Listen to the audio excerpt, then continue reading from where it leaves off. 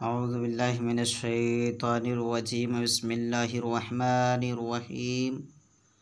आइए आज हम फिर तामीर अदब हिस्सा अव्वल का पाठ नंबर यानी सबक नंबर 8 पढ़ेंगे। पे का दूसरे हरफों से जोड़।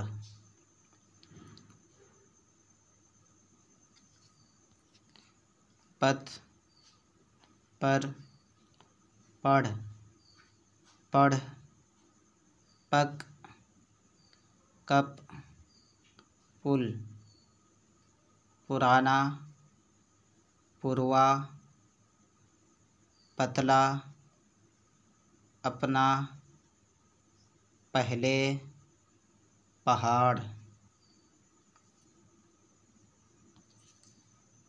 बेल पक गया, अपना पता बता दे।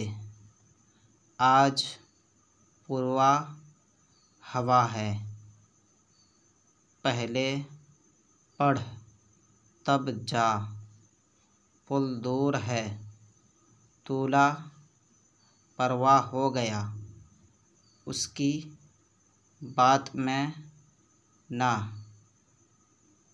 पर छाता पुराना है, अपने माल पर ना फूल।